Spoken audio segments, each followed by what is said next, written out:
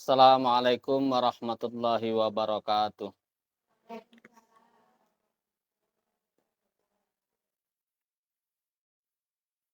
Innal hamdalillah nahmaduhu wa nasta'inuhu wa nastaghfiruh wa na'udzu billahi min syururi anfusina wa min sayyiati a'malina. May yahdihillahu fala mudhillalah wa may yudlil fala hadiyalah. Asyhadu an la ilaha illallah wahdahu la syarikalah wa asyhadu anna Muhammadan abduhu wa rasuluh. Allahumma shalli ala Muhammad. Faqala Allah Ta'ala fi kitabihil karim, a'udzu billahi minasyaitonir rajim.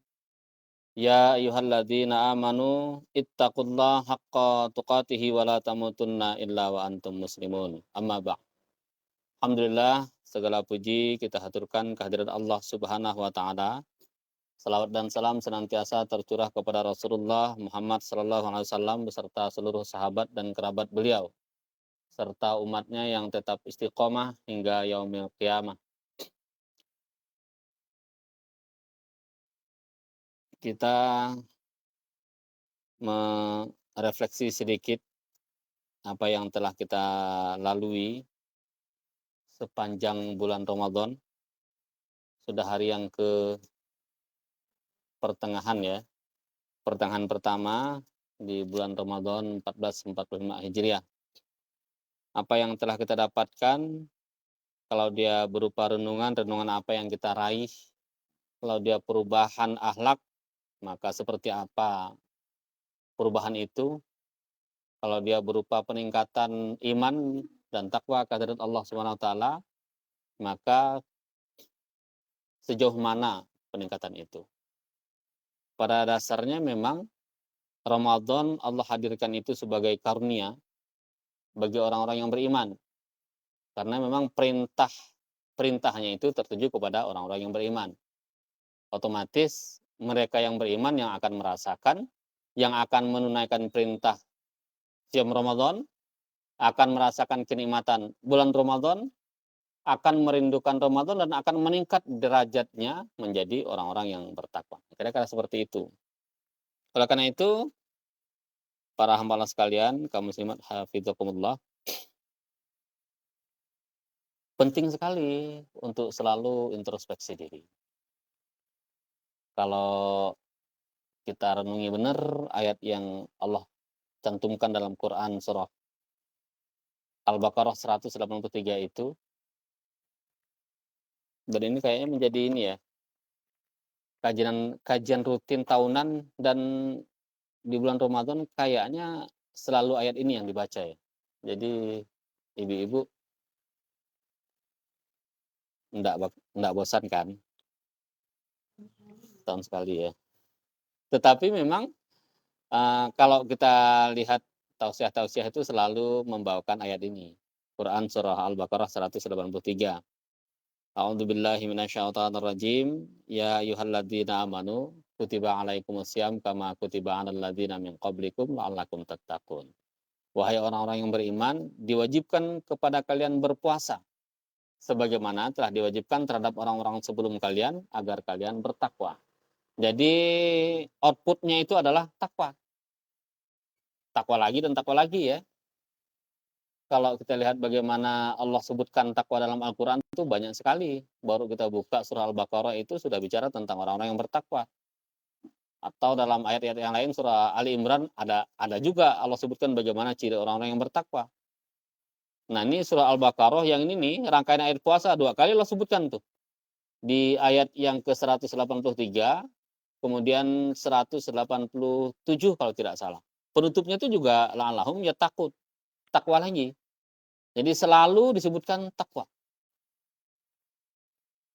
Makanya kalau kita akhiri Ramadan tanpa adanya peningkatan kualitas keimanan, itu memang kondisi yang sangat memprihatinkan. Malah bahasa Rasul itu gimana? Celaka. Ya. Ada berapa tuh? Ada 3 kalau tidak salah. Salah satu di antaranya orang yang celaka itu mereka mendapatkan Ramadan, Allah anugerahkan kepadanya Ramadan, Tetapi sampai berakhir Ramadan, Allah tidak berikan ampunan kepadanya. Atau dia tidak mendapatkan ampunan dari Allah Subhanahu wa taala. Kenapa? Ya karena dia terlalai dari menjalankan berbagai macam ibadah terkait dengan Ramadan. Seperti itu. Para hamba Allah yang dimuliakan Allah Subhanahu wa taala. Lebih lanjut sedikit ya untuk pengantar di kajian Ramadan ini, sebelum nanti mungkin kita agak lebih banyak membicarakan tentang kondisi kaum muslimin yang ada di Palestina. Ngomong-ngomong kedengaran nggak ya? Kedengaran pasti kedengaran, cuman jelas nggak suaranya? Jelas ya? Masalahnya nggak pakai mic nih. Kalau nak pakai tingkatkan lagi volumenya ya maklum jalah di bulan puasa nih. Banyak energi keluar nanti haus pula gitu. Pasti dah haus. Ya, kalau ditanya seperti ini, nikmat nggak bulan Ramadan? Kan Allah sebutkan, Rasul sebutkan nih, telah datang kepada kalian bulan Ramadan, bulan yang penuh keberkahan, yang Allah taburkan kepada kalian berbagai macam nikmat keimanan. Nah, kalau ditanya, nikmat nggak? Kalau nikmat itu kan identik dengan kesenangan kan? Kesenangan, segala macam hal-hal yang membuat hati kita senang lah. Itu nikmat tuh. Kalau ditanya, nikmat nggak Ramadan? Atau di mana letak nikmatnya Ramadan? Padahal, kalau anak-anak kita itu, begitu kita ngomongkan Ramadan, yang paling dulu dia bayangkan tuh adalah lapar, haus. Belum lagi malam-malam, tambah tarawih. Nah, tengoklah budak-budak tarawih itu malam-malam. Nikmat gak tuh? Suka ke tarawih itu? Yang namanya gitu, bujuk anak kita itu, Masya Allah. Apalagi yang umur-umur tanggung tuh. Memang udah balik, tapi pikiran belum nyampe. Bayangan dia cuman betapa letihnya malam-malam harus sholat 11 rakaat minimal. Yang standar itu 11 rakaat. Walaupun waktunya ya di awal malam juga sih sebenarnya. Yang padahal di hari-hari biasa tuh kita sholat isya saja, itu udah lumayan tuh. Ngajak anak-anak untuk sholat isya itu. Diri kita pun kadang-kadang lebih sering malasnya kalau sholat isya itu. Karena sholat isya itu kan sholat sisa-sisa aktivitas kita seharian kan. Kalau sholat subuh, kita tuh baru bangun tidur. Ibarat kata kalaupun toh kita malas sholat subuh itu karena ngantuk. Tapi kalau energi, wow, banyak tuh energi subuh itu. Kita habis istirahat. Tubuh kita itu memang lagi betul-betul primanya dia punya energi. Meningkat lagi sholat zuhur, sholat asar, nah itu udah mulai tuh sholat zuhur, oke, di tengah-tengah aktivitas kita. Sampai sholat isya kita di ujung kita punya kegiatan, udah letih. Jadi wajar ujiannya sholat isya itu. Salah satu yang tidak disukai oleh orang-orang munafik itu adalah sholat isya. Ya walaupun sebabnya bukan karena letih, tapi karena sholat isya itu pada masa Rasul itu sholat isya sholat yang tidak diketahui orang. Padahal orang-orang munafik itu mereka suka sekali sholat yang ditengok oleh orang lain gitu ya, karena riyaknya itu. Jadi letih yang nampak. Atau yang puasa jelas capek. Kita tetap beraktivitas, nggak ada pula perintahnya. Contohnya kita menghentikan aktivitas kita di bulan puasa nggak ada. Kalau amal soleh tetap amal soleh, walaupun ya sedang-sedang juga, jangan sampai terlalu letih. Makruh nanti minimal hukumnya. Seperti itu. Letak nikmatnya itu di mana? Nah, di mana kira-kira letak nikmatnya? Saya tanya dulu yang paling ini, yang paling kecil nih kayaknya, paling mana ini? Tiga adik ini dia sering tunjuk-menunjuk. Mana ini? Kakaknya dulu ke. Nikmat nggak Ramadan? Bilang tak nikmat, kata Ustadz nikmat. Bilang nikmat, di mana nikmatnya? Hah?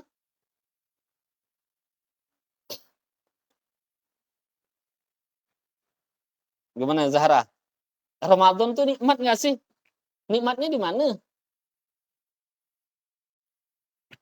Kalau ditanya letak nikmat lagi haus, jalan-jalan jauh, dikasih orang sirup, nikmatnya di mana? Wow, itu nggak usah dijelaskan lagi. Nikmat lah kata orang haus-hausnya, panas-panasnya dikasih es tebu gitu kan.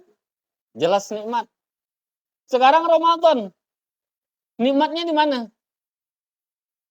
Nah, gimana? Ilma, nikmatnya di mana Ramadan tuh? Nikmat apa kata dia? Nikmat orang haus sama lapar. Nah, iya juga emang. Cuman kalau nikmat berbuka berarti paling banyak nikmatnya setengah jam tuh. Lebihnya kita udah letih. Kekenyangan udah kan. Nah, inilah uniknya bulan puasa atau Ramadan. Karena passwordnya itu adalah iman tadi itu. Ya ayyuhalladzina amanu.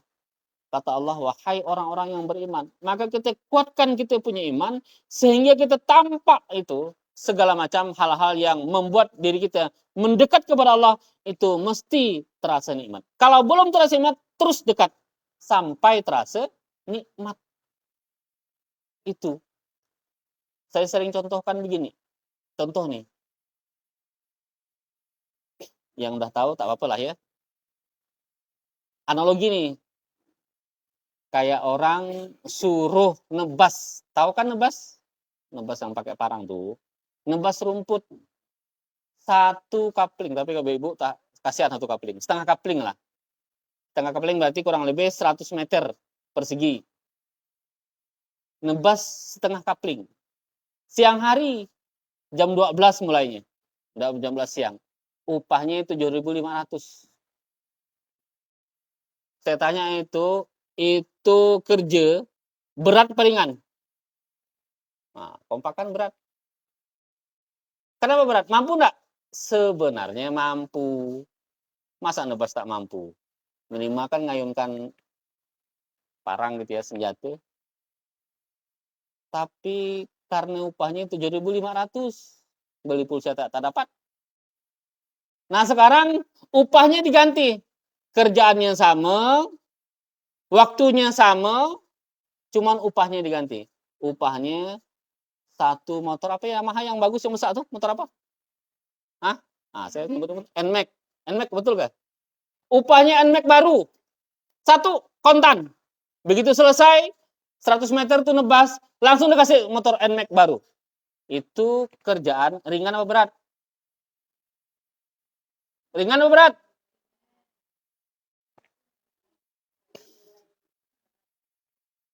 Ngapa jadi ringan? Padahal kerjaannya sama, waktunya sama, tenaganya sama. Nah, karena hadiahnya sekarang ditambah bonus lagi. Dikasih satu motor, kemudian tambah bonus satu butik mobil mainan.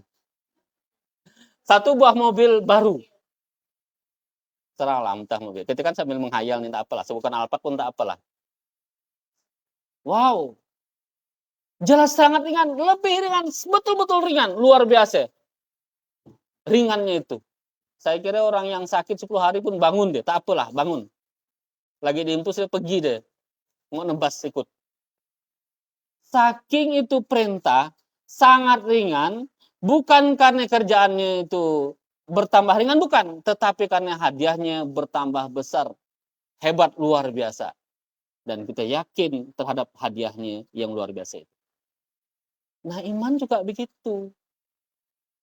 Kalau sholat itu, para hamba Allah sekalian, yang kita bayangkan adalah gerakan berdiri, ruku, sujud, diri lagi sampai salam. Itu memang kerjaan yang membosankan, terus terang aja lah. Itulah yang membuat orang-orang yang tak sholat itu, mereka tak sholat. Ngapain? Bosan. Atau malas. Letih. Nggak ada kenikmatan. Coba mengerjakan sesuatu yang nggak ada kenikmatan. Itu pekerjaan yang bakal kita tinggalkan. Sebutkan ya.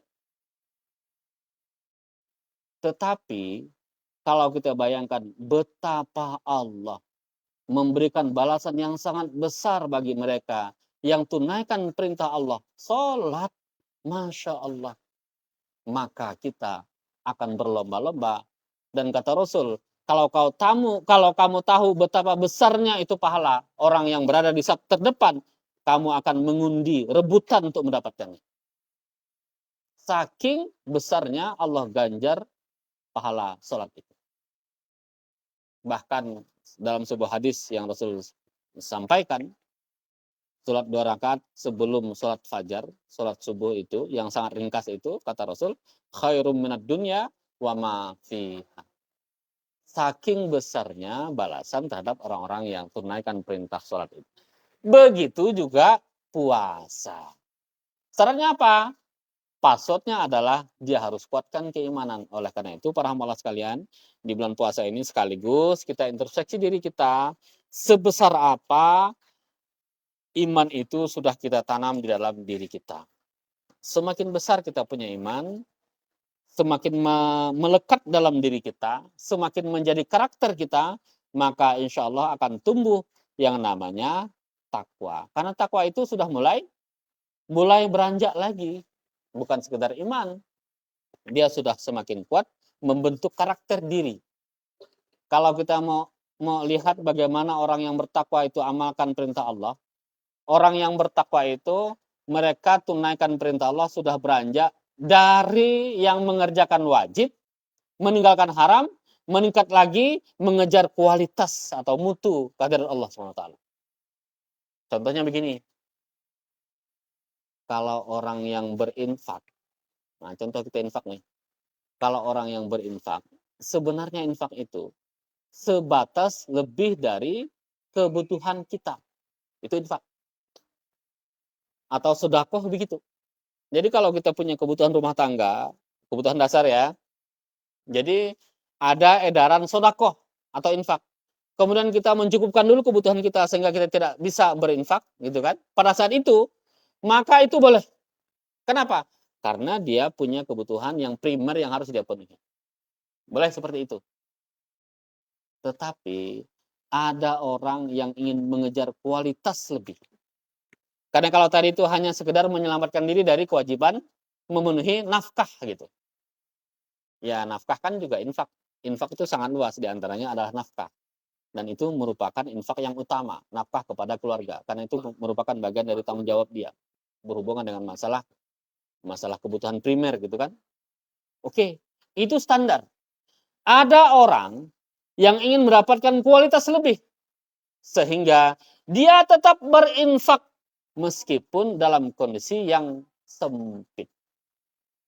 Wasari'u ila magfiratin min rabbikum wa jannatin arduhas samawati wal ard uiddat lil muttaqin. Kata Allah, bersegeralah kamu kepada ampunan Allah dan surga yang luasnya seluas langit dan bumi. Seluas langit dan bumi yang Allah janjikan kepada orang-orang yang bertakwa. Siapa itu? Alladzina yunfiqu fis-sarra wad-dharra. Itu yang pertama. Apa itu? Yakni orang-orang yang berinfak dalam kondisi lapang dan sempit. Ini orang yang bertakwa. Artinya apa? Dia sudah mengejar lebih lagi. Kalau tadi infaknya sebatas menggagalkan atau melebihi kewajiban, kalau sekarang dia sudah mengejar kualitas di hadapan Allah SWT, sehingga dia tentu perlu pengorbanan. Makanya orang yang bertakwa itu mesti ditambah dia punya kualitas ibadah. Seperti apa? Ibadah yang plus pengorbanan kesungguhan. Itu takwa. Bapak Ibu sekalian, Ibu-ibu sekalian, kalau contohnya begini juga, kalau ta'alluq, contoh begini, boleh nggak ibu-ibu tiba-tiba ada keperluan yang sangat mendesak? Boleh nggak izin? Boleh. Diizinkan nggak? Diizinkan. Dalam Al-Quran disebutkan kok, Allah perintahkan izinkan. Kalau orang izin itu, bahkan tidak diperintahkan untuk ditanya, kau ditelusuri gitu ya, ditabayuni lagi, benar nggak di? Nggak ditanya itu. Kalau dia minta izin ya udah. Cuman urusannya diserahkan kepada Allah. Nah, cuman kita agak hati-hati nih. Kalau orang diserahkan urusannya kepada Allah, berarti kita menyerahkan segalanya kepada Allah. Kalau nanti Allah yang nimbang, tiba-tiba di situ ada kebohongan, enggak kan nanti Allah yang memberikan ganjaran tuh. Bukan ganjaran pahala, tetapi teguran. Ya, kalau Allah negur kan sakit juga itu. Nah, gitu ya. Jadi boleh, izin boleh. Tetapi ada sebagian hamba Allah yang dia tidak mudah izin. Begitu ada amanah. Lantas dia melihat, ini lebih baik bagi dirinya untuk mendatangi majelis zikir, majelis ta'alum, karena itu akan menambah keimanan dirinya. Ini ciri orang yang bertakwa. Nah, tinggal kita itu lajak diri gitu. Kalau kita beribadah itu plus kesungguhan, plus pengorbanan, itu sesungguhnya bagian dari ciri orang yang bertakwa. Kalau akhlak bagaimana? Akhlak juga Allah sebutkan dalam Al-Quran. Kalau tadi kita lanjutkan itu, di bagian ujungnya itu ada wa'afina anin nas. Dan orang-orang yang memaafkan manusia. Saya pernah sebutkan begini, sebenarnya kalau seorang hamba Allah ingin membalas setimpal dengan apa yang dijatuhkan kepadanya, itu boleh. Tiba-tiba tanpa kita salah, orang mukul kita. Kita kesal betul sehingga kita ingin membalas. Boleh. Wa in aqabatum fa'aqibu bimithli ma uqibtum bi. Kata Allah, jika kau ingin membalas, maka balaslah setimpal dengan apa yang dijatuhkan kepadamu. Boleh. Cuman memang setimpal, tak boleh lebih. Kalau dia mukul sedikit di pipi kita sebelah kiri, balas sebelah kiri. Jangan sebelah kanan tambah kepala, tak boleh. Yang kepalanya itu zalim, yang sebelah kanan, sebelah kiri kita balas, setimpal kekuatannya, itu boleh. Wa in tasbiru lahu khairul sabirin. Kata Allah, kalau kau sabar, maka itu lebih baik. Itu ciri apa nih? Ciri orang yang bertakwa. Maka kalau dia memaafkan, dia memilih untuk memaafkan. Dia tidak memilih untuk membalas dendam. Dia memilih untuk yang terbaik di hadapan Allah. Lahu khairul sabirin. Tentu perlu kesabaran. Itu orang takwa. Jadi kan tidak mudah. Tidak hanya sekedar melepaskan kewajiban. Mana-mana kalau kita sholat hanya sekedar melepaskan kewajiban, maaf, belum nyampe takwa itu. Harus ditambah pengorbanan perjuangan. Contoh perjuangannya bagaimana? Mudah-mudahan insya Allah kita tambah dengan rawatib. Karena orang rawatib itu artinya dia tidak hanya sekedar lepas dia punya kewajiban. Dia tambah dengan perkara-perkara yang nawafil.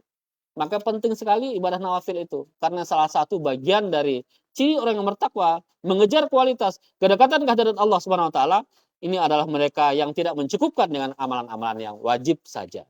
Walaupun jangan dicela orang yang hanya mengerjakan amalan wajib, jangan. Cuman dimotivasi, diedukasi agar dia juga menambah dengan amalan-amalan yang nawafil. Seperti itu. Para hamba kaum muslimat yang dimuliakan Allah Subhanahu wa taala, selanjutnya kita kembali kepada tema utama kita. Karena tema utama kita berkaitan dengan Masjid Al-Aqsa. Ini agak berjauhan, tetapi saya pikir ada benang merahnya ada. Benang merahnya adalah buah orang-orang yang bertakwa itu, maka mereka tidak mencukupkan hanya menikmati sampai kepada dirinya sendiri. Karena paket perintahnya itu kan satu paket gitu ya. Kalau para akhwat sekalian melihat bagaimana Allah cantumkan dalam Al-Quran yang sering dibaca itu, Quran surah Ali Imran 102, 103, itu ayat yang nyambung. Boleh kita baca sama-sama ya. Silakan dibuka. Atau yang sudah hafal tidak apa-apa. Quran surah Ali Imran 102, 103.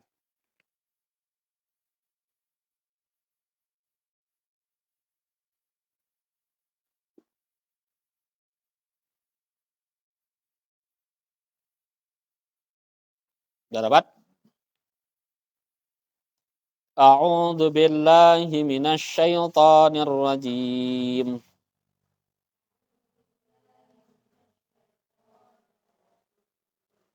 Ya ayyuhalladzina amanu taqullaha haqqa tuqatih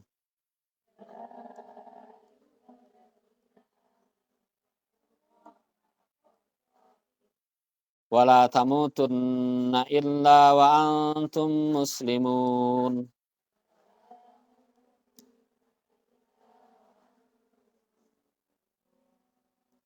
Wa'tasimu bihablillahi jami'an wa la tafarraqu.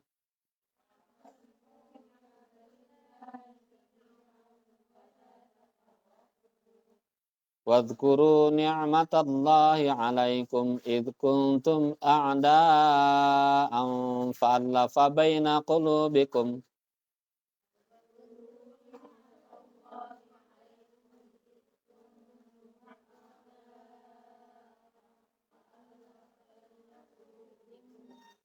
fa'allafa baina qulubikum fa'asbahtum bi ni'matihi ikhwana.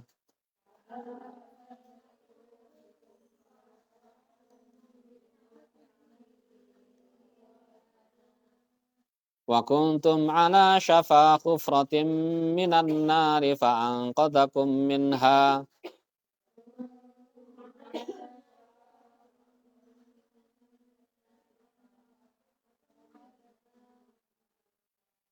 Kadzalika yubayyinullahu lakum ayatihi la'allakum tahtadun.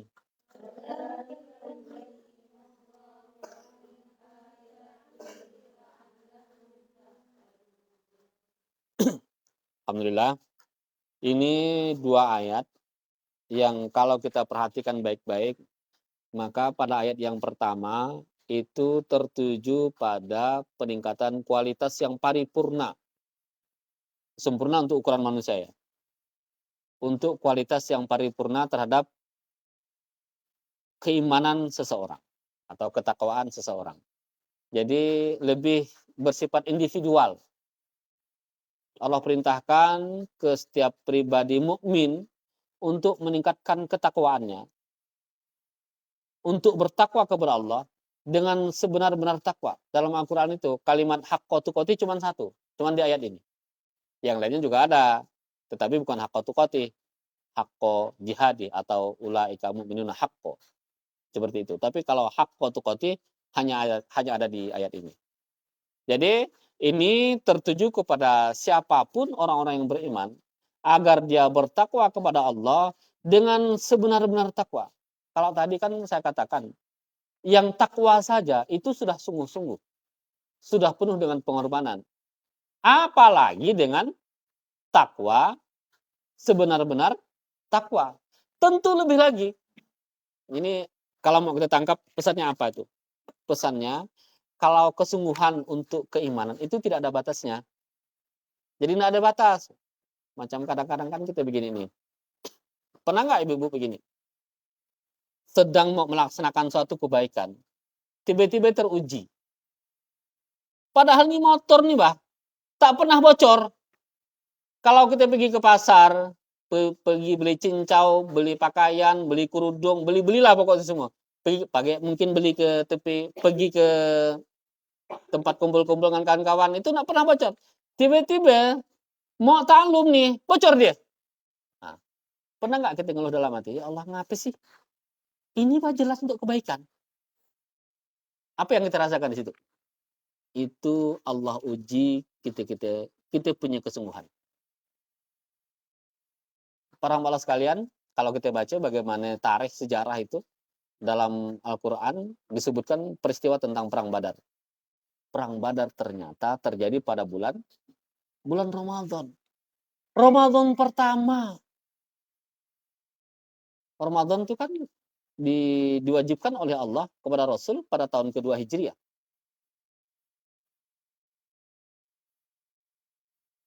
Ya, sorry.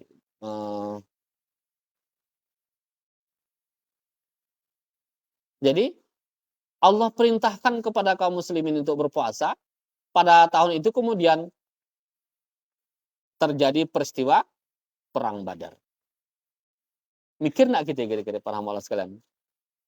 Ya Allah, ini kita nih Mas, sedang ingin beribadah maksimal di bulan Ramadan. Tetapi kenapa pula harus berhadapan dengan pasukan musyrikin? Belum lagi saya pernah bertanya begini dengan teman-teman. Waktu peristiwa perang Ahzab.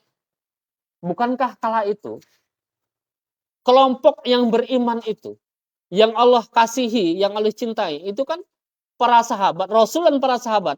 Ya mereka itulah yang ada di Madinah. Tetapi mengapa mereka harus mendapatkan ujian dikepung oleh tentara Ahzab yang sehingga Allah sebutkan dalam Al-Quran, hunalika ba'tuliyal mu'minun wa zulzilu zilzalan syadida. Kata Allah, pada saat itu kaum muslimin diuji, orang-orang yang beriman diuji oleh Allah dan mereka digoncang dengan goncangan yang dahsyat. Kita kemudian bertanya, ya Allah, ngapa? Hanya kami ini, hanya mereka itulah orang-orang yang dicintai oleh Allah. Tetapi mereka pula lah yang berhadapan dengan ganasnya pasukan azab.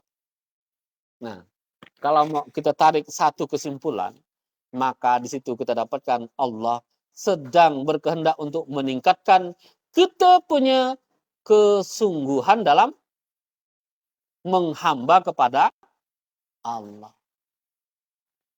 Jadi nggak ada batas. Sebagian mereka bahkan syahid pada perang Badar, perang Uhud, perang Ahzab itu. Sebagian mereka harus mengalami betapa beratnya perjuangan, syahid atau mungkin luka-luka dan seterusnya. Itu yang dialami kaum muslimin terdahulu. Nah, kita juga demikian.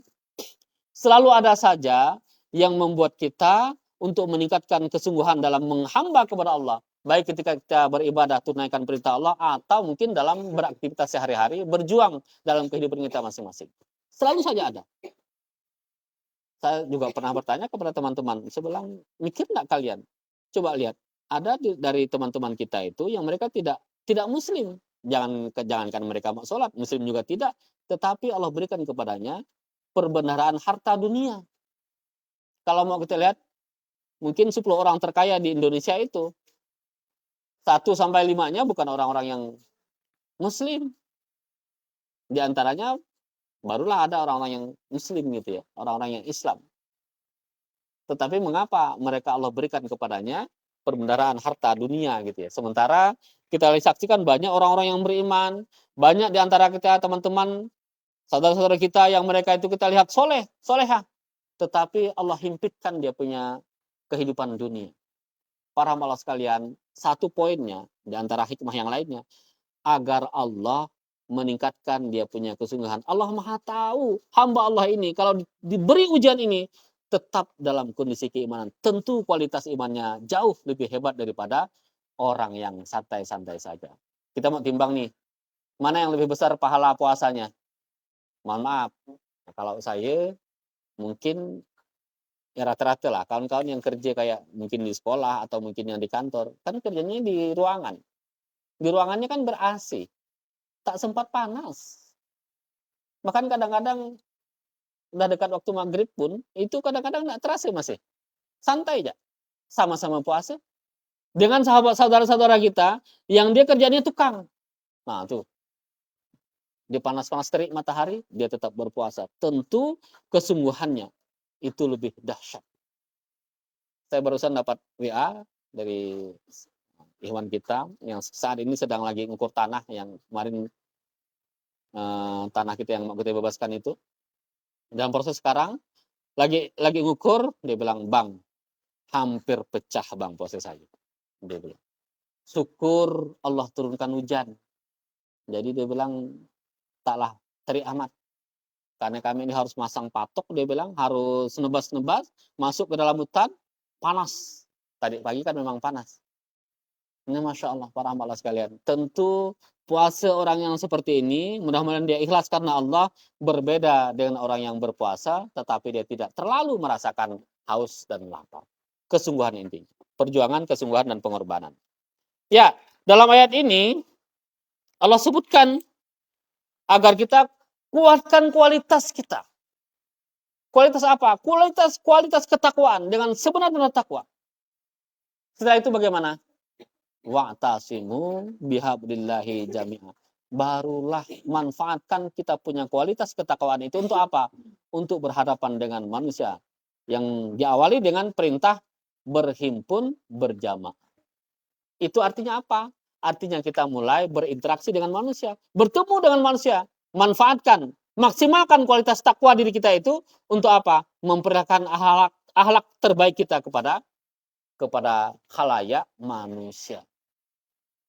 Ini perihal kemasyarakatan. Kalau Allah bicara tentang manusia, tentu di dalamnya ada juga manusia yang jahat. Nah, kalau manusia jahat, kita saat ini Allah tampakkan kepada kita, kalau boleh kita sebut gitu ya, sejahat-jahat manusia. Karena memang dalam Al-Quran kan mereka ini kaum yang dilaknat kan. Tentu tidak semuanya. Mereka yang sedang melakukan penjajahan di Palestina sana. Yakni dari kalangan Zionisme Israel. Jadi para hamba Allah sekalian, kalau sudah mulai ada rasa takwa dalam hati kita, ada benih-benih iman yang kita tanam dalam hati kita, maka itu harus diwujudkan dalam perjuangan untuk membela Masjid Al-Aqsa dan kemerdekaan bagi rakyat Palestina. Harus dimanfaatkan. Tidak boleh hanya kita nikmati sendiri. Makanya iman dalam Islam itu bukan model orang pertapa, meningkatkan kesaktian gitu ya. Bertapa berpuluh-puluh tahun. Ada nggak orang bertapa puluh-puluh tahun itu? Jadi dia sendiri yang merasakan betapa nikmatnya mendekat kepada Allah. Ada sebagian teman-teman kita yang tasawuf itu yang mereka ya yang melupakan kehidupan sekitarnya gitu kan. Tidak semuanya memang, tapi ada yang seperti itu. Sehingga dia sibuk dengan urusannya sendiri, mendekat ke hadirat Allah Subhanahu wa taala. Setiap saat selalu khalwat dengan Allah Subhanahu wa taala. Khalwatnya benar, tetapi kalau dia sampai melupakan urusan kemaslahatan kemanusiaan dunia, nah itu salah juga. Karena kita berhadapan dengan manusia harus berakhlak gitu ya.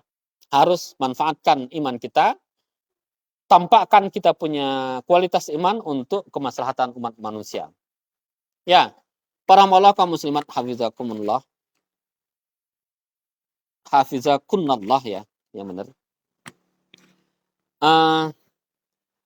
Kalau kita merenungi tentang sejarah Al-Aqsa, Palestina dan Al-Aqsa, secara khusus itu Al-Aqsa, secara umum adalah Palestina, maka dari masa ke masa Allah selalu memberikan tantangan, kalau bahasa orang Malaysia sering katakan begini, cabaran kepada hambanya untuk ambil bagian dalam Al-Aqsa. Mau mulai dari mana nih? Kita mulai dari yang perang-perang aja lah ya. Mulai dari apa yang Allah sebutkan dalam Al-Quran, bagaimana diperintahkan kepada Bani Israel untuk masuk ke Baitul Maqdis, berperang melawan orang-orang yang ada di sana. Kira-kira ceritanya cerita apa nih? Cerita tentang pasukan Tolut. Gitu kan?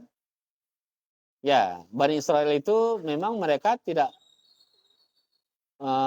pada masa Nabi Musa, menurut sebagian mufasir, sebagian yang lain menyatakan berbeda ya, bahwa Nabi Musa itu tidak masuk ke dalam Baitul Maqdis, tidak sempat. Memang Allah perintahkan kepadanya untuk masuk ke Baitul Maqdis. Begitu diselamatkan dari kejaran Firaun tenggelam, ditenggelamkan oleh Allah. Kemudian Bani Israel dipimpin oleh Nabi Musa alaihissalam beserta saudaranya Nabi Harun alaihissalam juga. Mereka dibawa untuk masuk ke Baitul Maqdis. Namun ternyata perintah ini tertunda oleh kemaksiatan Bani Israel. Seperti itu. Sehingga mereka berputar-putar di padang Tis selama 40 tahun. Sebagian mengatakan kecuali yang masuk itu adalah Nabi Musa alaihissalam beserta Nabi Harun. Tetapi sebagian yang mengatakan Nabi Musa dan Nabi Harun juga tidak masuk. Namun beliau diselamatkan oleh Allah, tidak berputar-putar selama 40 tahun itu. Wallahu a'lam. Tetapi memang dalam Al-Quran disebutkan mereka diputar oleh Allah di padang Tih itu selama 40 tahun. Bani Israel akibat kemaksiatan mereka. Nah, masuklah mereka ke Baitul Maqdis. Cuman bukan di masa Nabi Musa alaihissalam. Di masa Nabi siapa? Para rahmat sekalian. Bukan masa Nabi. Yakni di masa Raja Saulus atau Tolut. Dalam Al-Quran disebutkan sebagai Tolut. Tapi kalau literatur orang-orang Bible itu menyebutkan sebagai Raja Saulus. Wallahu a'lam ya. Jadi masuklah, Allah perintahkan kepada Bani Israel untuk masuk ke sana, namun masuknya ini dengan cara yang harus mengalahkan orang-orang yang ada di sana. Ini perintahnya perintah berperang. Memerangi orang-orang kuat yang ada di sana. Yang dipimpin oleh Jalut. Kalau orang-orang literatur barat menyebutnya sebagai apa tuh? Goliat ya. Ada pasukan yang apa? berkuasa di sana. Allah perintahkan untuk berperang dengan mereka, dan Allah telah menjanjikan kemenangan. Sebenarnya kalau janji kemenangan itu, para hamba Allah sekalian, itu selalu disebutkan. Itu hebatnya Islam. Perintahnya jelas, musuhnya kadang-kadang ganti-ganti. Tetapi janjinya jelas. Mana ada dalam Al-Quran tuh? Kalau janji berperang itu kalah, nggak ada. Yang ada pasti Allah berikan kemenangan. Pasti Allah bantu, pasti Allah carikan jalan keluar. Pasti Allah bantu kalian untuk mengalahkan musuh-musuh kalian. Pasti Allah jadikan kalian beruntung. Itu begitu tuh, bahasa Al-Quran. Begitu juga yang terjadi kepada Raja Talut ini. Pendek cerita, berangkatlah mereka, masuklah ke sana, termasuk juga di dalamnya ada seorang pemuda yang sebenarnya menurut cerita beliau berangkat bukan untuk berperang, namun untuk membantu saudaranya berperang. Ada ya pasukan yang membantu. Artinya kalau gini, kalau dia panah mungkin nyiapkan anak panah gitu ya. Kalau dia kalau yang lainnya pakai senjata ya dia membawa senjata. Kira-kira gitu. Siapa itu? Daud kecil. Nah, sampai masuk ke dalam, kemudian terjadi perang tanding, ternyata pendek cerita, ini ceritanya masyhur sekali sebenarnya. Pendek cerita, yang berhasil membunuh Goliat ini adalah si David. Bacanya David apa David sih? Kalau literatur barat gitu ya. Tulisannya kan David nih. Nah, kalau kita Daud lah ya. Bahasa Al-Quran Daud. Daud berhasil membunuh Jalut atas kehendak Allah. Dan ini bagian dari tanda-tanda kenabian yang nanti Allah akan anugerahkan kenabian kepada beliau. Para hamba Allah sekalian, ini interaksi, bisa dikatakan begini. Ini interaksi pertama Bani Israel dengan Baitul Maqdis. Yang mereka berhasil masuk ke dalam Baitul Maqdis dengan kekalahan Jalut dan bala tentaranya. Nah, perang. Kalau kita kasih satu semacam judul gitu ya. Judulnya itu adalah Allah anugerahkan yang berkaitan dengan Al-Aqsa nih. Kemuliaan pasukan Talut untuk mengalahkan Jalut di Baitul Maqdis dalam kurung Masjidil Aqsa. Nah, itu. Tuh. Oke, lanjut. Berikutnya, para hamba Allah sekalian, sampai di masa-masa berikutnya. Ini kita anggap satu masalah ya. Masa Bani Israel yang mereka menguasai Baitul Maqdis. Sampai di masa apa? Sampai di masa Nabi Isa alaihissalam. Walaupun memang luar biasa dinamikanya. Baitul Maqdis itu para hamba Allah sekalian yang terjadi masa keemasan yang bisa dibilang demikian juga pada masa Bani Israel. Masa kapan itu? Tentu pada masa para nabi. Nabi Daud alaihissalam dilanjutkan oleh putra beliau Nabi Sulaiman alaihissalam yang usianya itu, usia kepemimpinan mereka itu selama kurang lebih tidak terlalu panjang sebenarnya, 80 tahun. Kalau untuk ukuran masa dahulu itu termasuk termasuk kurun waktu yang tidak terlalu panjang. Ya kalau kita bandingkan dengan usia sekarang umat manusia itu kan paling standarnya 60-an tahun ya. Kalau kekuasaan Soeharto contohnya kan ya 30-an tahun, yang mirip-mirip lah gitu. Nah, jadi kala itu Allah anugerahkan masa keemasan bagi Bani Israel untuk berinteraksi, menguasai dan mengayomi Palestina dan Masjid Al-Aqsa itu sepanjang 40 tahun. Cuman ini Bani Israel. Yang namanya Bani Israel itu lebih banyak bangsatnya sebenarnya.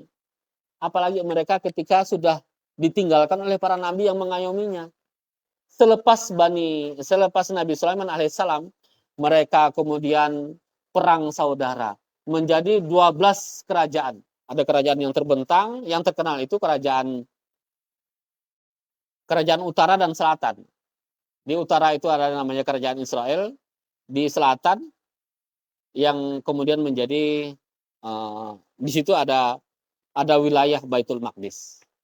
Saya lupa namanya. Masya Allah.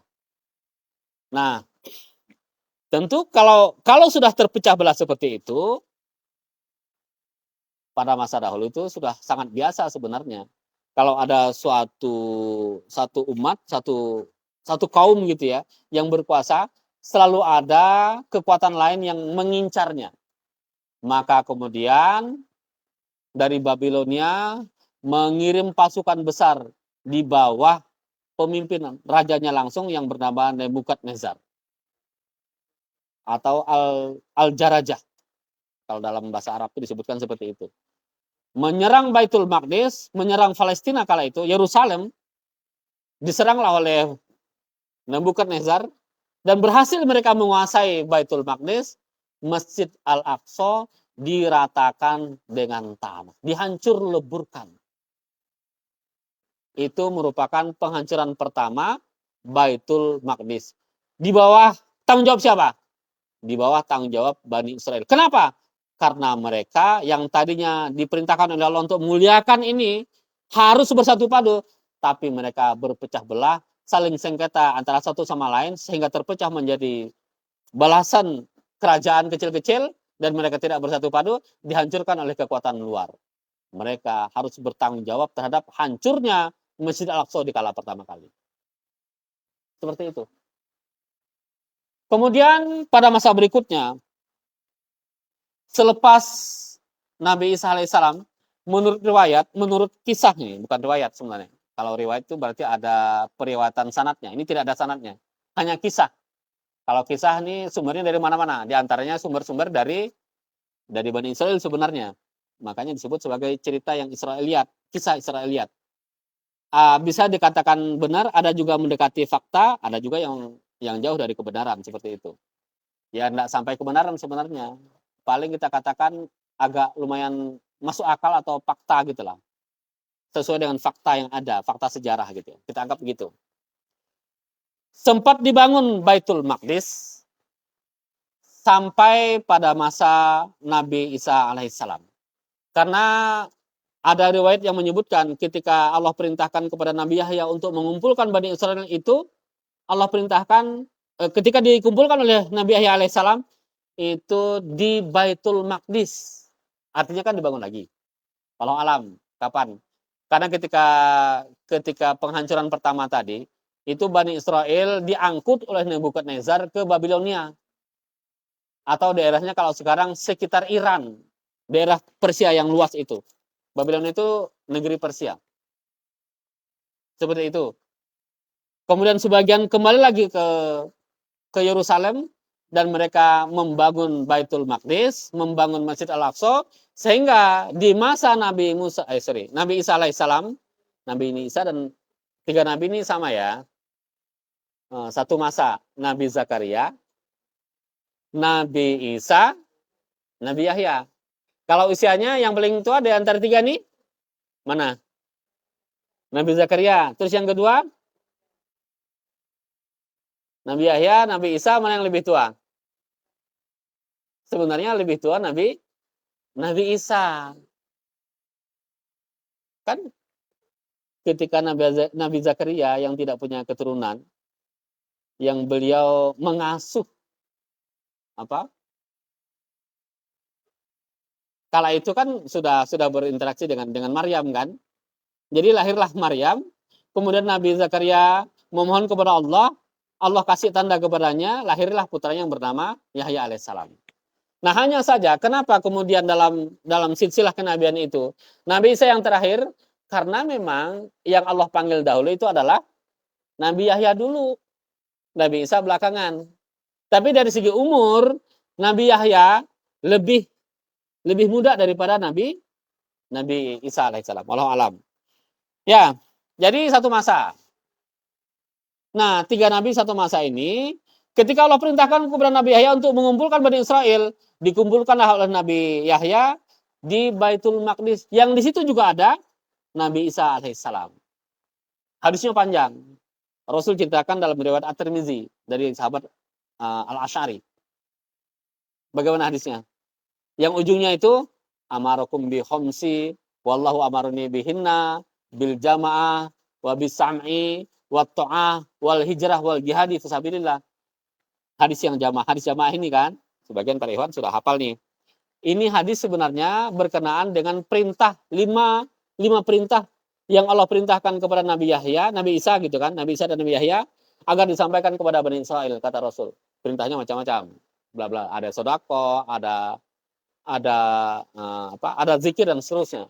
Kemudian kata Rasul, aku juga perintahkan kepada kalian 5 perkara. Nah, seperti yang sampaikan tadi. Oke. Jadi sampai di situ cerita tentang Baitul Maqdis. Dan selanjutnya terjadi lagi suatu, kalau mau disebut perang juga bukan juga perang sebenarnya. Karena ini lebih pada pembantaian. Terjadi pembantaian orang-orang Bani Israel yang dilakukan oleh Romawi. Karena dikala Nabi Isa alaihissalam yang ada di Yerusalem kala itu di bawah kekuasaan orang-orang Romawi. Jadi Baitul Maqdis itu berada dalam kekuasaan orang-orang Romawi. Nah, para hamba Allah sekalian, singkat cerita, orang Romawi kemudian dalam bahasa saya ya, membantai orang-orang Yahudi. Termasuk diantaranya Nabi Isa alaihissalam yang direncanakan dibunuh.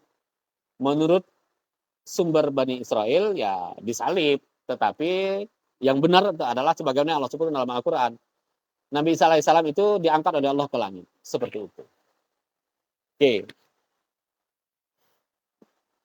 Baitul Maqdis dihancurkan lagi untuk yang kedua kalinya, dan ini merupakan penghancuran yang kedua, juga disamaratakan dengan tanah. 2 kali Baitul Maqdis atau Masjid Al-Aqsa dihancurkan, disamaratakan dengan tanah. Itu terjadi juga pada masa Bani Israel. Kita lanjutkan. Terus sampai pada masa kenabian terakhir Khotamul Anbiya, Rasulullah Muhammad SAW. Bagaimana sinyal-sinyal tentang Baitul Maqdis yang Allah sampaikan kepada beliau. Padahal Rasul ini kan di mana? Di Makkah. Rasul di Makkah.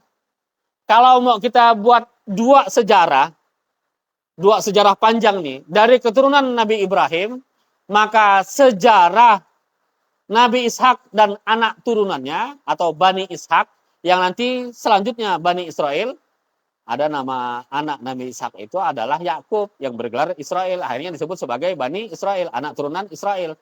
Jadi satu garis turunan Bani Ishak. Di mana itu? Sebagian besar di Baitul Maqdis.